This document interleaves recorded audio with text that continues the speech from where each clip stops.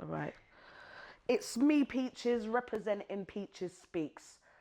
Today, I'm going to calm down the tone, but still bring the passion to a very much needed and necessary conversation regarding coercive control, exploitation, drugs, and sexual exploitation. Let me make sure I say them both together.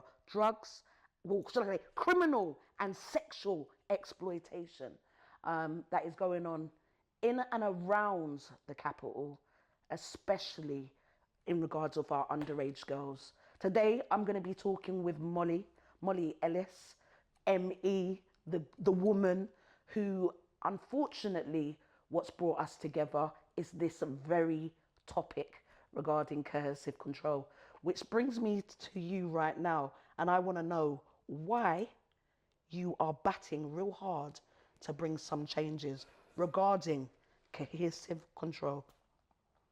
That's a big question, Peaches. So, the honest answer to that question is I am tired of having young females.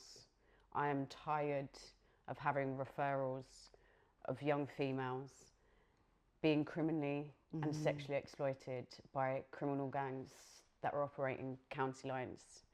And more to the point, I am so upset of how women aren't even aware because of the legislation around what coercive control is. So if I'm, without using the word coercive control, explain it For me, for you. coercive For you. control is someone that tells you they love you, but also want you to be engaged in dysfunctional behaviours. For example, if you're a young female who is maybe dating an older guy and this older guy has asked you to go and do something for him, you know in your gut you don't want to do it. However, you may be dealing with some issues internally that have given you some abandonment issues and some sense of belonging somewhere. And I think when it comes to young females and abandonment issues and wanting that belonging somewhere, we're prepared to do anything. We only have to look at the stats, the prison stats.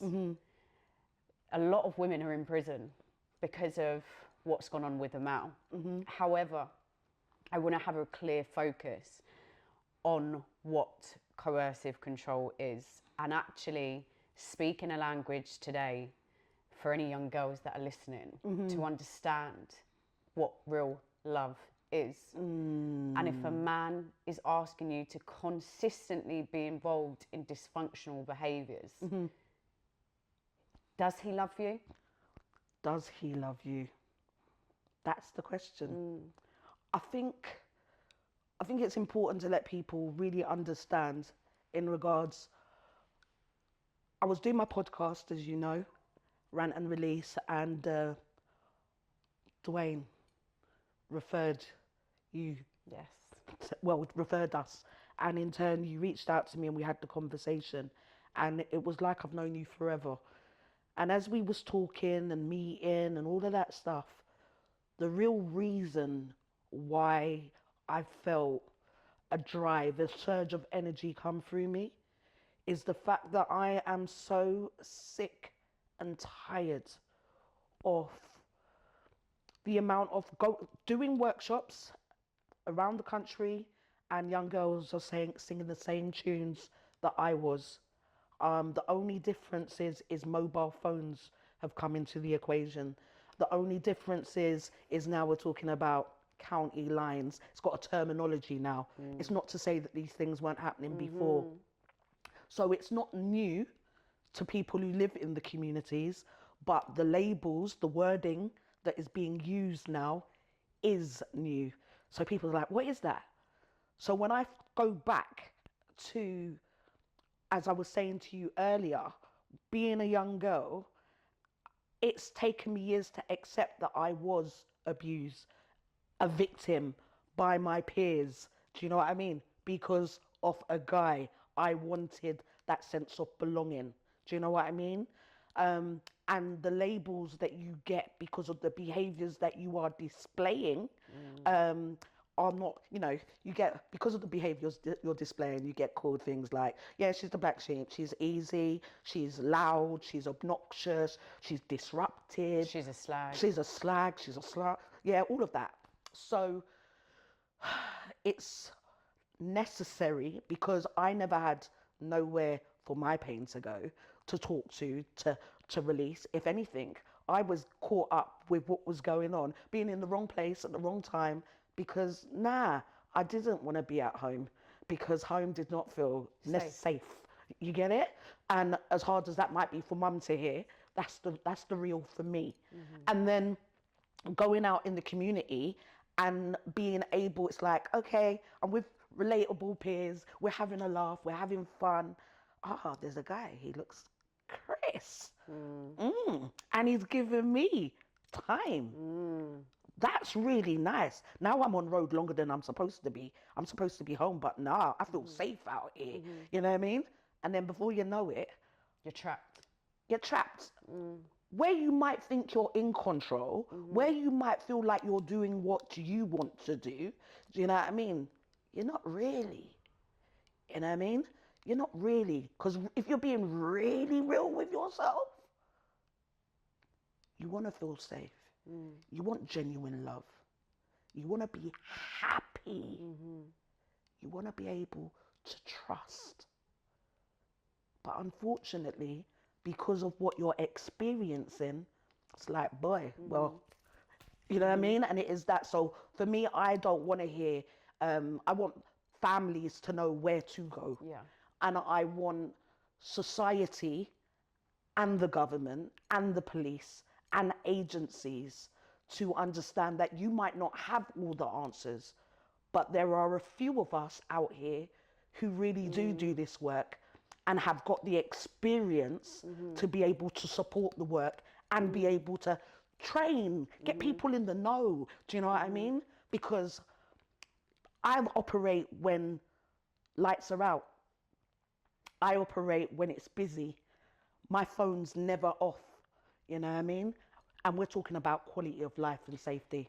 But the thing is, Peaches, as well, like I look at so many individuals like yourself and I that do have their phones online 24 hours a day, that do work 16 hours a day dealing with these issues. But actually, why are we dealing with these issues? Like, and I think that's really important to shine a light on, because it really is. There's a barrier and a breakdown with young females even coming forward to talk about this and actually understanding what sexual exploitation is. Yep.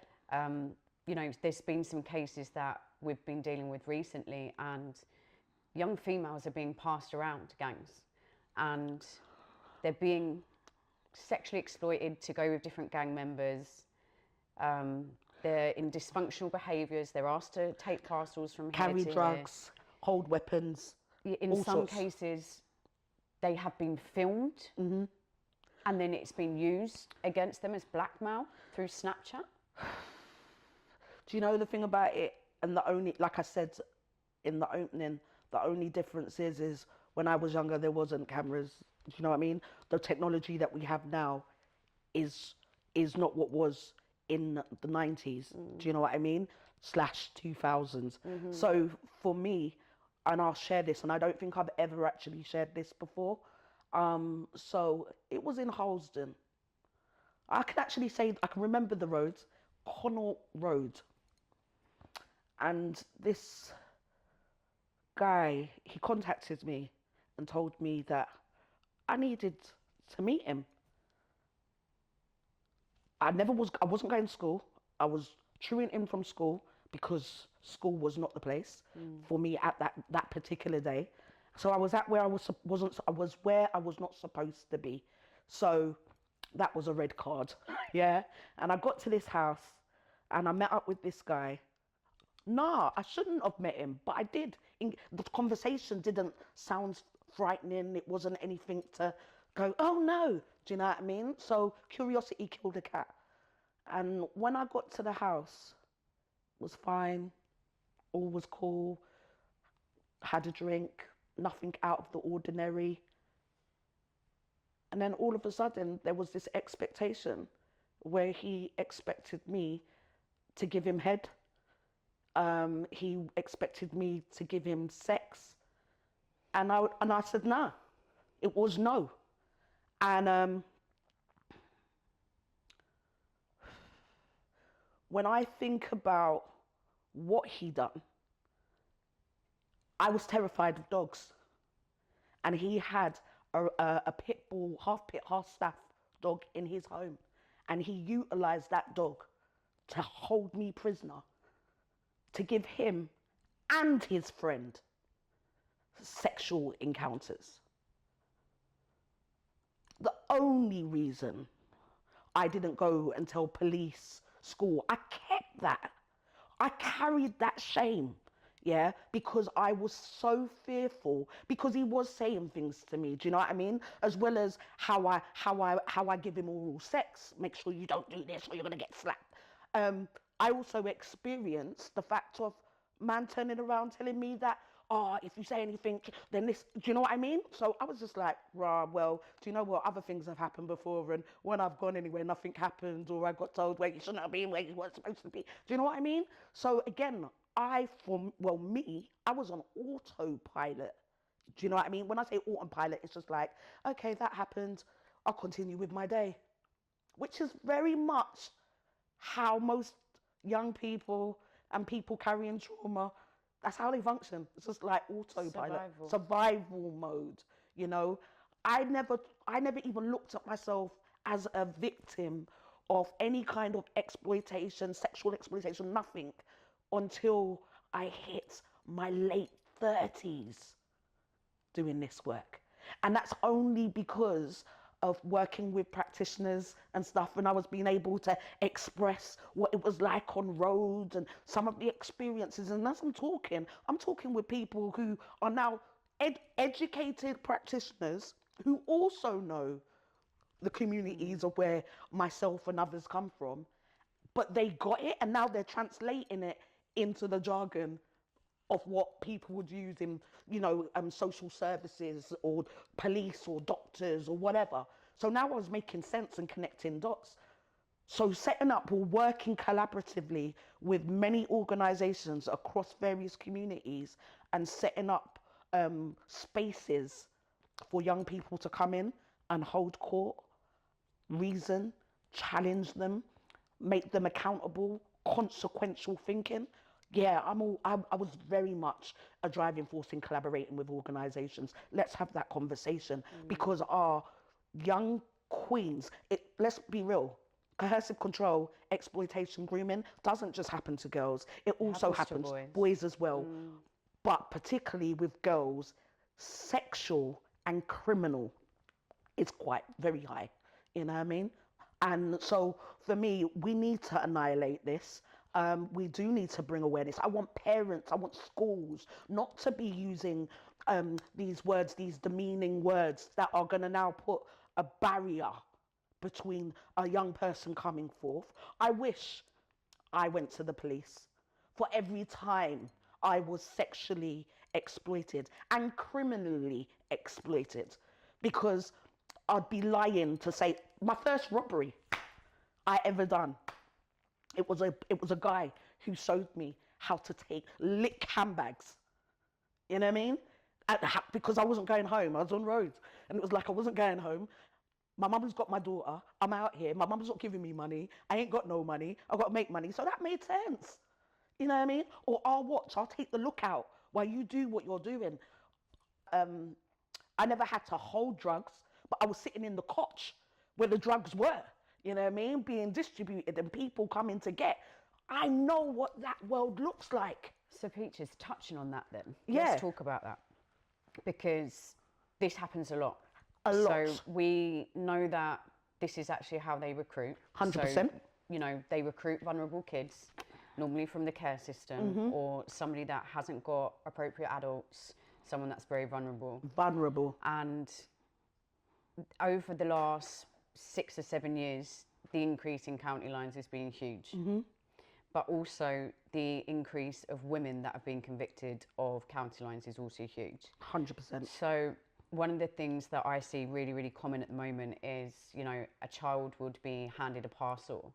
As soon as they get around that corner, they're robbed. And then you're finally indebted to these people. That's very common. Okay. So within that, do you think that the young men that are also doing the exploiting have been exploited? Yeah, I think many of them have been, but don't recognize it as that. Do you know what I mean? So yes. And this is something embedded in our communities at the moment. And do you feel, because there's a bridge between the gap between the police and the community anyway, For years. but something that I see quite a lot of times is, let's talk about examples. So let's talk about a young female that's been caught in a trap house with 3 older men in it. Why are we criminalising the young female? Hun? Why are we not bringing that female in and Finding out. what has been going on? Is that because it's a lack of training of the police understanding? Is that because there's a lack of trust, which is obviously a huge thing? Is that fear because we don't know what the other people may do? Well, What is stopping us from helping these young females? Because I could sit here now and say, you know, I've dealt with a case and the young female has been taken out of a trap house and she's then been placed into a police station for 3 days as a young female on her own and has to wait until the council can house her. So we know there's no housing.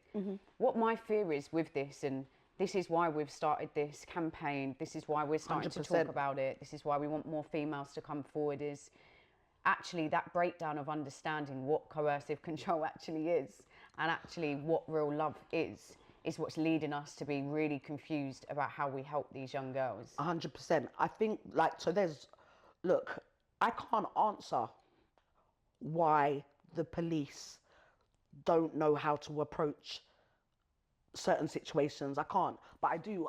I'm putting it out there. Police, we want to know the scenario. Molly stated 3 grown men in a house, young girls in there. How do you go into that situation? What questions are you asking her? How are you speaking with her? And let's be real, it's not very, because I'm thinking as a police officer now, well, thinking, what's this? If I was that young girl in the house and there's 3 older men and they're okay to me and the police come in, 9 times out of 10, I don't trust the police anyway.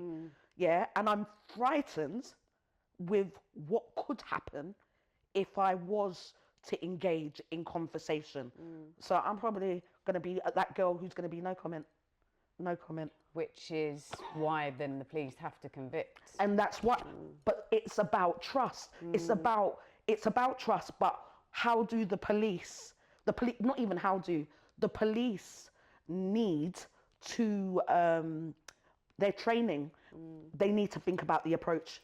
The approach is not trauma informed. That we know. That we know. But at the same time, it's like there could be 3 police officers. There's always a good cop and a bad cop. But it's very rare, I'm not going to say never, it's very rare that you've got a police officer that actually connects, takes the time to connect and strip away the layers. And maybe they're not the right people. Maybe they have to work with another organisation. Do you get what I'm saying? But it's to be explored. Which is why, again, it's like doing this is got to have that approach with the police that is a collaborative approach. It's okay, Biscuit baby. It's all right, Biscuit wants to say hello. Because I recently sat in a meeting and a case was collapsed because a police officer got a victim at McDonald's. It collapsed. So when it got to the prosecution and trial, the prosecutor or the defence, they actually used that to get the charges dropped. They said that they bought her a McDonald's to bribe her to give a statement. It collapsed the whole case. So look, there's so many things. We're not sitting here to try and say that it's hard, is what I'm saying. It's very hard, but what I'm saying is It's missed. It's missed. What I'm saying is there's gaps in the market, like gaps in services. Let's be real. We're living in real times with real people. You know, we have a country that is in debt. I don't think I ever known England never to be in debt in all my years. So I'm just like, we've got debt, we've got cost of living impacting on everybody. Yeah. But then at the same time, are we saying that, well, guys, we don't have money for this out here? Yeah, we our budget, we just don't have it. So because we don't have it, we're not going to have no service here. Or are we going to have services?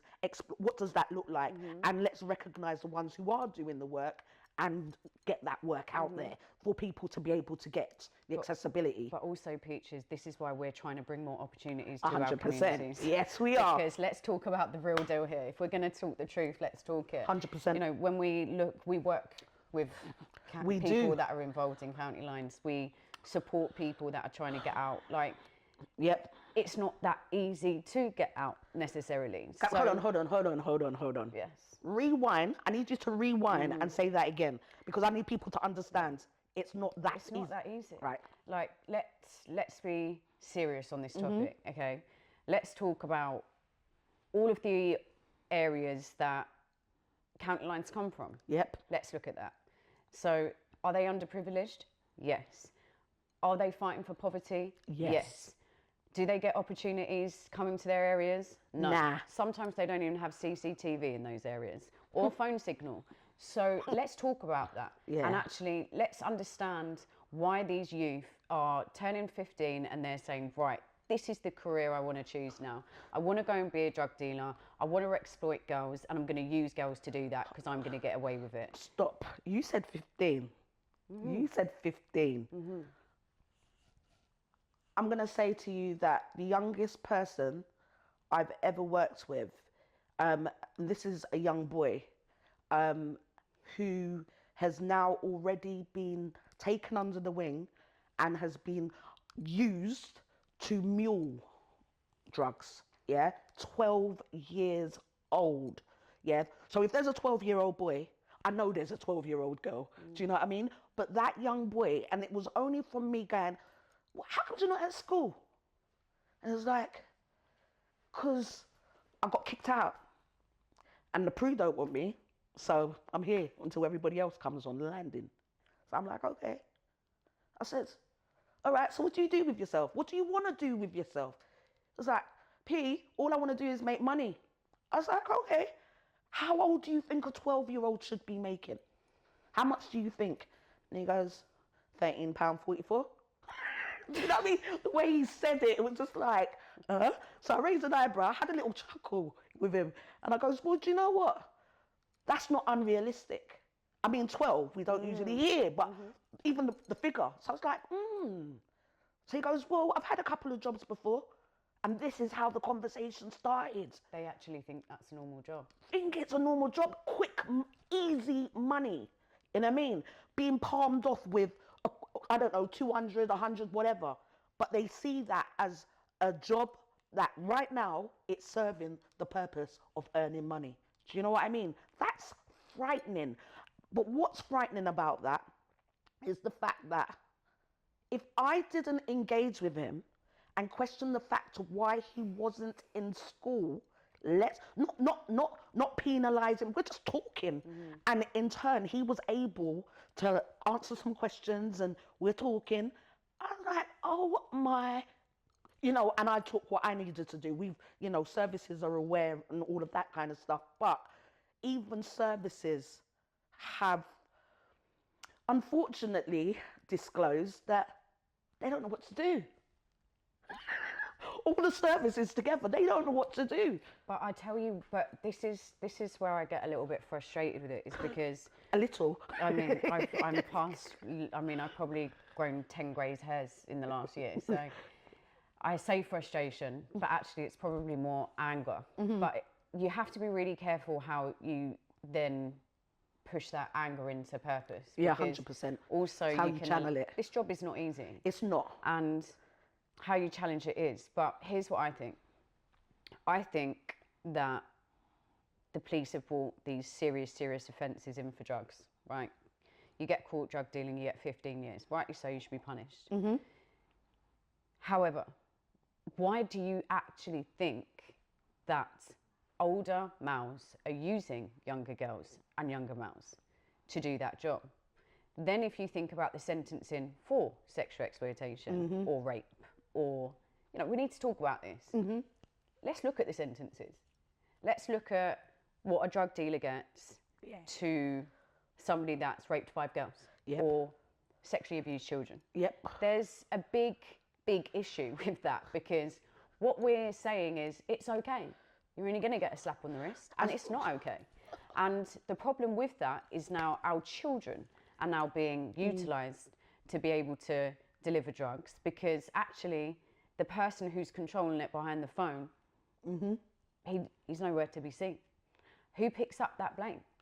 The children, which means they've got lower sentences. Now, how do you stop a child from talking? By fear, by making them engage in activities they don't want to engage in, by filming those activities and then using them as blackmail. This is seriously what's going on. And you're right, Peaches, it's as young as 11, actually.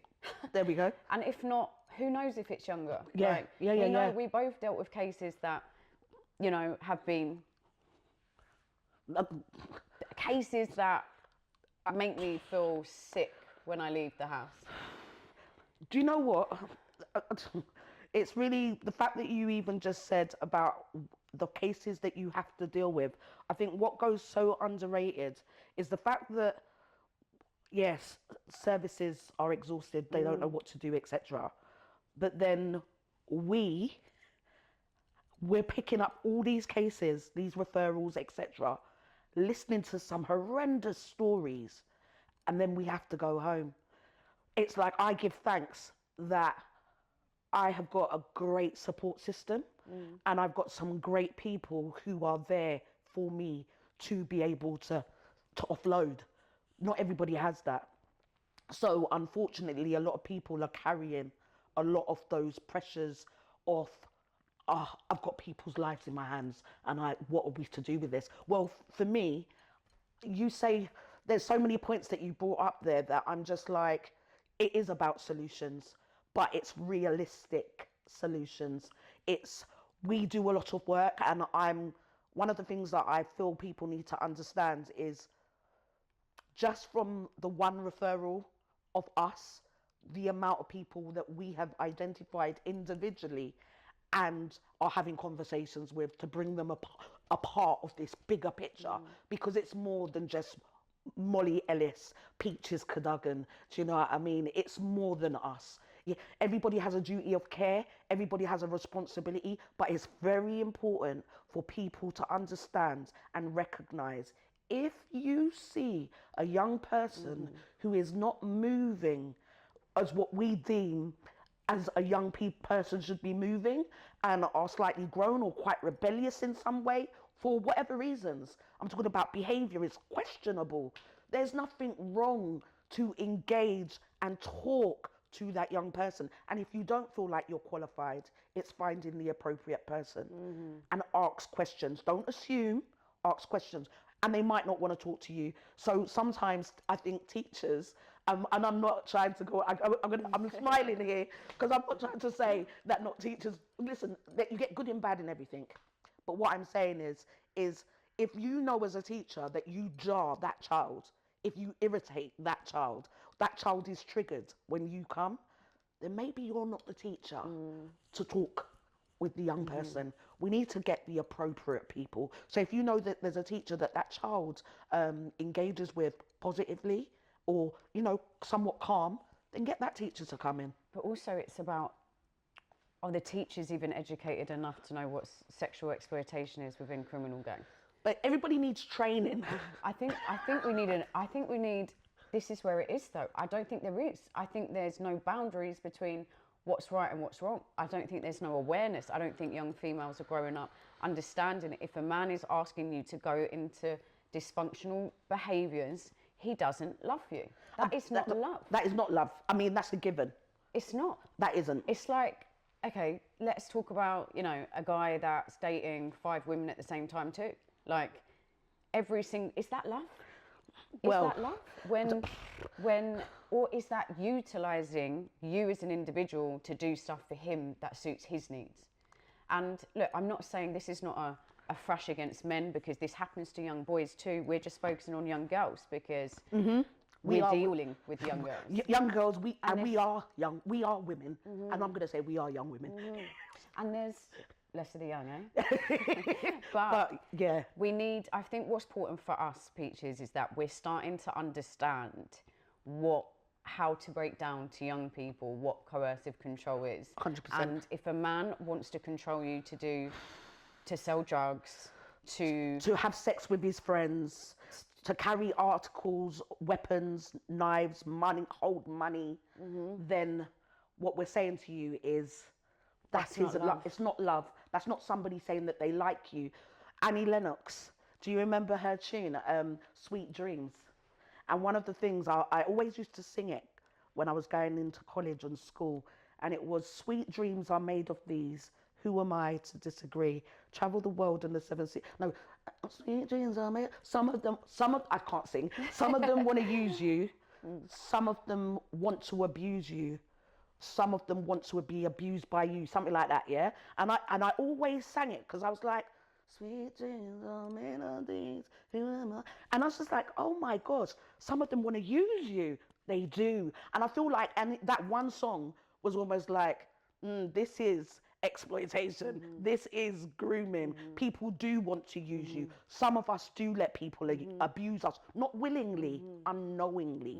You know what I mean? So for me, I'm like, one of the things I like doing is I love to listen to music, and just, you know, from hip hop to R&B to pop, doesn't matter. Let's break it down, because most of the music out there tells you, it talks to you about some of these behaviors, the toxicity. You understand what I'm saying? So for me, I want young girls to understand they are priceless. You are priceless. You are amazing. Listen, shame is a big deal. Shame is a big deal. And as I shared earlier about my story, my experience, just that one that I shared, yeah, I did feel shame. I didn't want anybody to know. I recognized that society, my peers, would judge me. What did that mean? Now we're in a time of social media. Yo, someone's taken a picture of me giving somebody head. No, that can't happen. I could only but imagine what any young person must be feeling like. Fear. God, if my mum, my friends see that, what's going to happen? You know, the trolls are out. You know, the fact that you've got people, let's be real, trolling and online bullying, unacceptable. And there are a lot of, unfortunately, lives being lost because of trolling, you know. So shame is a big one. And unfortunately, these abusers are able to control the narration of how that person stays muted. The victim stays muted. Police, unfortunately, I'm not here to throw stones at them, but I am here to say they've got to start getting it right. How do you get it right? Well, let's start having these conversations and put things in place where you can get the training so you know what to look at.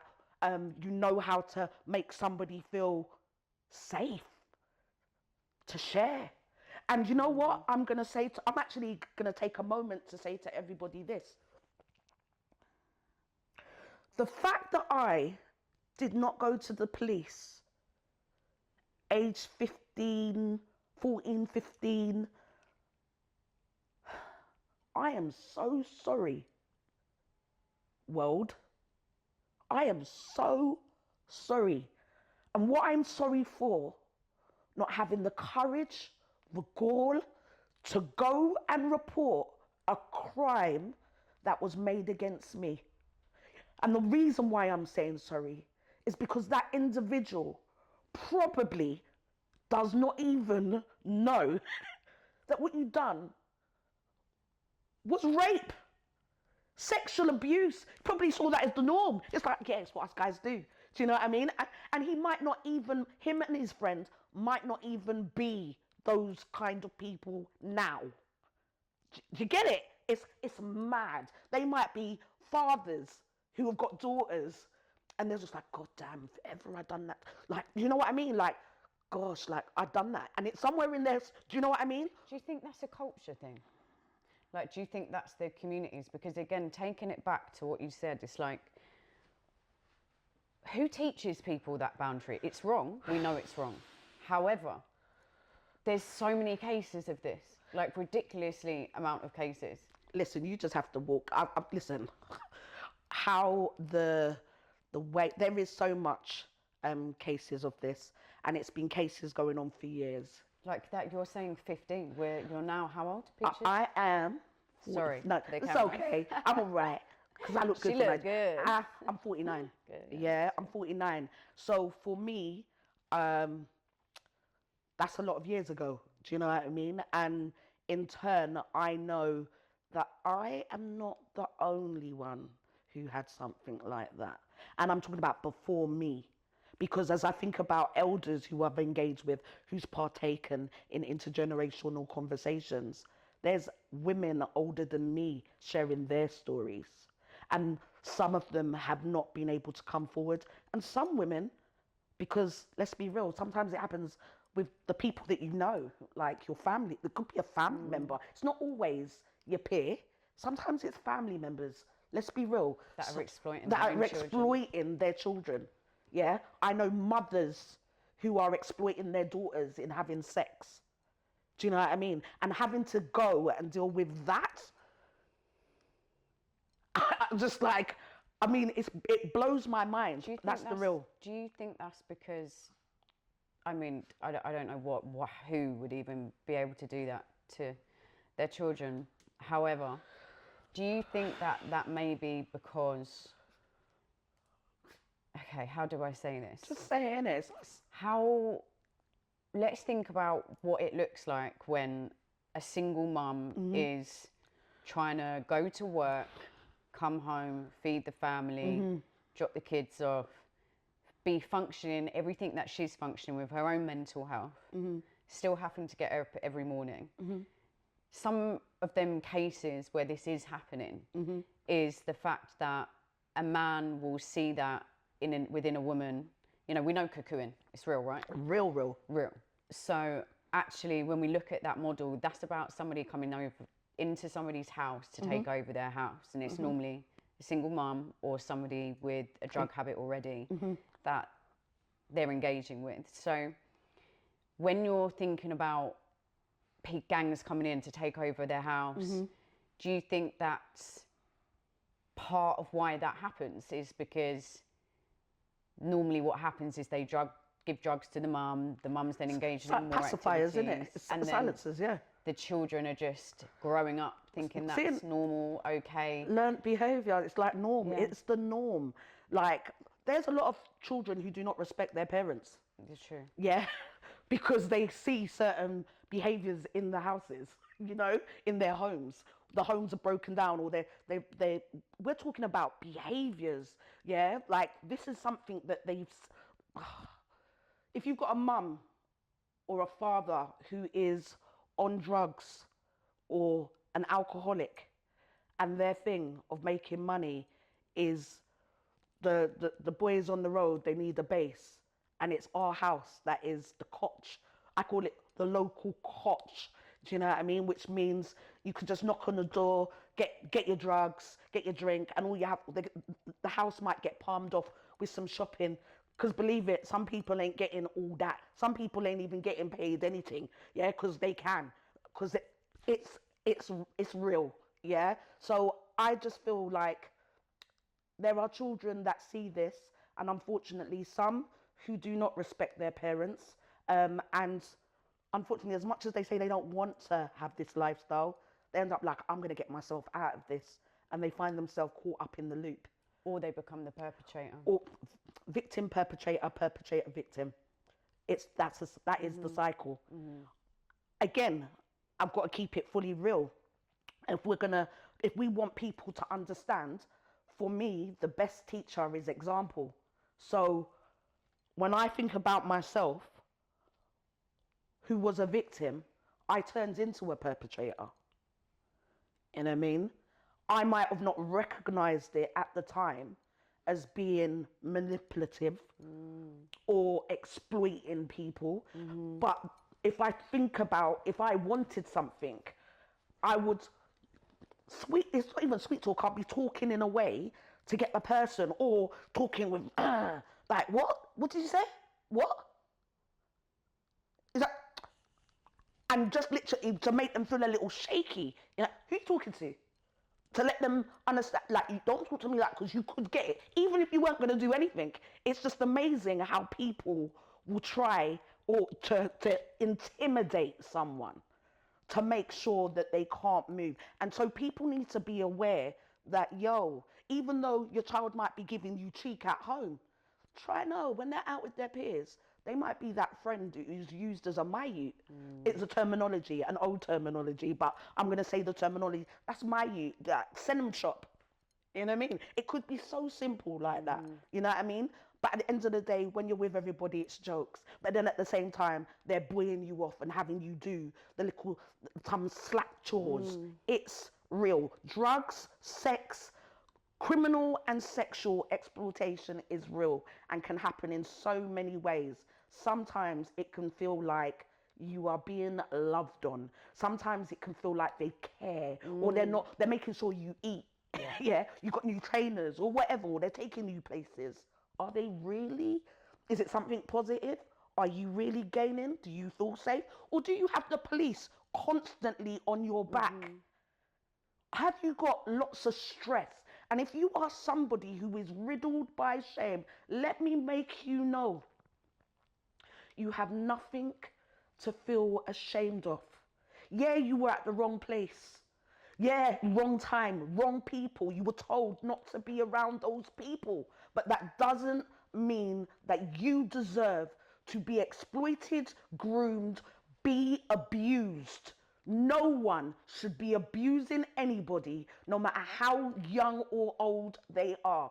Unfortunately, there are people who have got SEN, we're talking about special needs, who are being exploited upon, drugs being sent to their houses. You know what I mean? Giving them £100. Here, hold that, here's the parcel. These things are happening in our community, and something has to happen real big. But I don't want to see or hear any young person is taking their lives because they never got the help. They were never heard. They weren't visible. And lots of women, young girls, are inside, as Molly said, and being criminalized after they were actually the victim. They were being abused. What do we do about that? I don't have all the answers, but I'm aware that there's lots of work that needs to be done. And myself and Molly, we've joined forces because we understand the picture is far greater than us. I think that's a good point as well, Peaches. And I was having this conversation with someone last week, and there's a real important message, I guess, for today. And that is, if you've listened to something and think, right, okay, that sounds like something I'm feeling right now, then what we are trying to do is build a safe space for those people. 100. And the reason for that is there's lots of great people that are doing this work.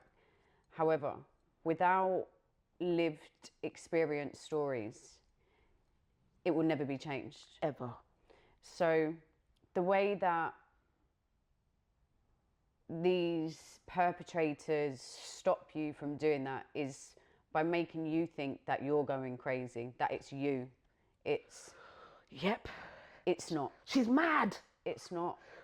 And I know from my own experience that there's always something in your heart that tells you it's not.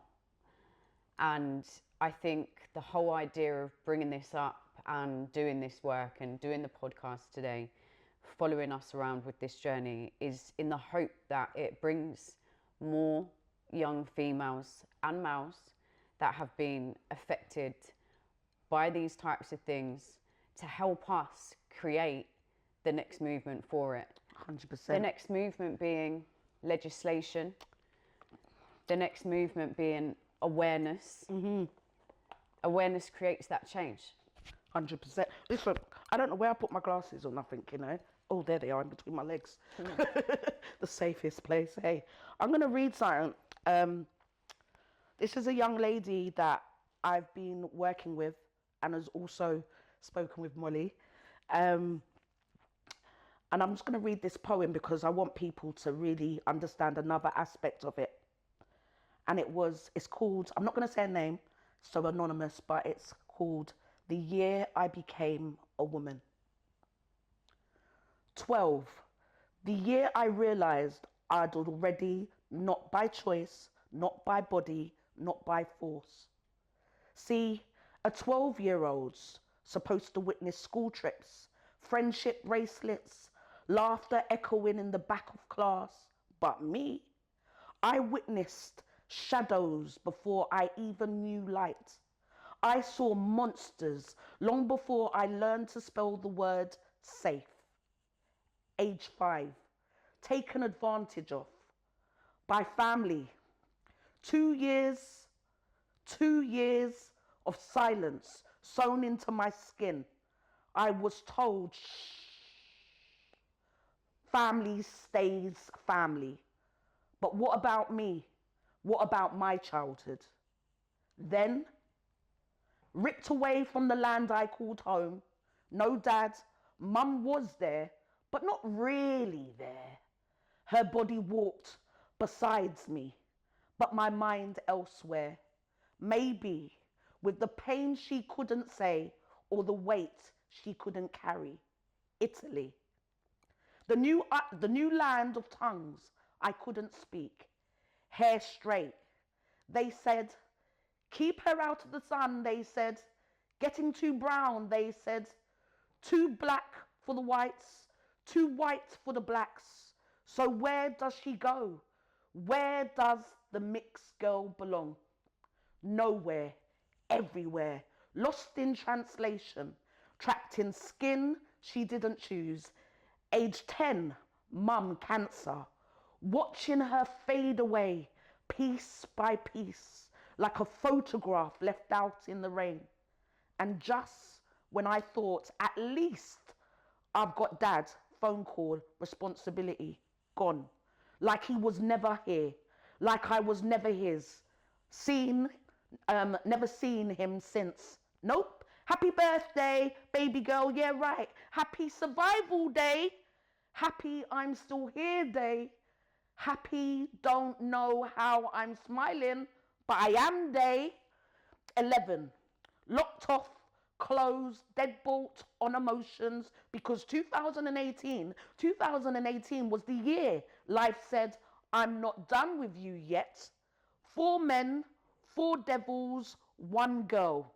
Walking home, music in her ears, trust in her heart. And they stole more than a moment. They stole the version of me that skipped on pavements and sang to streetlights. But here's the twist. They didn't kill me. No, they birthed a woman. 12 is when I realized my purpose wasn't soft. It wasn't pink dresses and lip gloss. It was armor. It was protection. It was me saying, I'll heal them even while I bleed. I'll heal them because that's what women do, right? We carry, we cover, we clean wounds we didn't cause. Becoming a woman ain't about a first bra. It's about first betrayal, first abandonment, first time you realize no one's coming to save you. So you save your damn self. It's laughing with cracked lips, dancing with bruised feet, loving yourself when everyone told you not to. It's telling yourself, I am enough, even when their voices are louder than yours. It's not mascara, it's not war paint, it's not dresses, it's not armor, it's not weak, it's not warrior. 12 was the year I became a woman. Not because I wanted to, but because I had to. Not shaped by beauty, shaped by survival, not raised by love, raised by fire. I am not what happened to me. I am what I choose to become. And that's why this girl, this woman, still here. Not just living, leading, not just surviving, becoming. So that's a young lady that I've been doing podcasts with. And I went in somewhere in North London, and I was doing sessions allowing young people to be able to have safe spaces to speak. And she spoke. My session stopped, it's the end now. So it stopped. But I still kept contact. I always keep contact with those who want to keep contact with me. And so she did. And she called me up one day and she said, Peaches, the work you do with me, the work you've done with us, now I do with other youth, young girls, and I give them safe spaces to talk. So she's aware. When she turned around and told me that, I said, I'm here for you to provide her with that support, because she's only 18, still carrying the trauma. And as she says, as women, we just keep on carrying. We keep on going. We keep on functioning. But we are still human beings. So I give thanks the fact that we are able to pass tools onto others to be able to create support, safe spaces for other young people to be able to share and get what they need. But at the same time, we need services. We need change. We need services. We need change. We need behaviors. We need behaviors to be tackled, to unpack, to unpick. The young people need the work regarding the behaviors and all of that. But we need change, systematic change. We need change that is not going to be biased, that is going to be able to understand where somebody is coming from, what happens, why were they in that situation. Talk to us. And at the same time, we need qualified. And when I say qualified, I'm not talking about pieces of paper. Like, I've got a degree, yeah? And what does that mean? Does that mean because I've got a degree that I can do any job? No. When you see jobs nowadays, you see where it says, yeah, as long as you've got a degree, yeah, then you can apply. Yeah, that doesn't mean nothing. I want to see people with values. But Peaches, you just put a really good point out there that I just want to bring it back to. Go on. Go on. She said, when it stopped, let's just take that back for a second. Yeah. When the therapy stopped, so does that mean the trauma stops? After 8 sessions, is that enough? Like, let's actually talk what it takes to rehabilitate someone, because we've both gone through that journey. Listen, rehabilitation. I wanted to do a conference. I say wanted to, I'm going to, a conference regarding what is rehabilitation. Because I don't believe that, prison should be a place where people can be rehabilitated. But it's not. They don't have, it's not there. I'm glad that certain people, and because of how I'm designed, like I'm just so fabulous. No, and I bring light. I try to bring a little humor when I talk, because it's so easy to just get caught up with all of. But what I'm saying is that I'm just blessed that I've met certain people throughout my life who, as much as they might have just passed for that moment, there was something. I was left with a gift. So I met a brilliant social worker called Desmond Coke, who is still around. We made contact on Facebook, Instagram, and he had a month RSL radio station license, and we used in Holston. We literally at 17, I was doing radio, and that was my thing. But he recognised, he went above and beyond. So he didn't have to do projects. He didn't need to do that. He's a social worker. He has clients. He has caseloads. But he was engaging with the youth, and he was doing his community bit. Another social worker I met, Pat Stevens, phenomenal woman. When she was in my personal life, when I was a young girl, she was my sanity. And when I say she went above and beyond, when she found out what I was into, it so happened to marry with what she was into. So I went training with her on athletic courses, and just being able to get that window of what that felt like.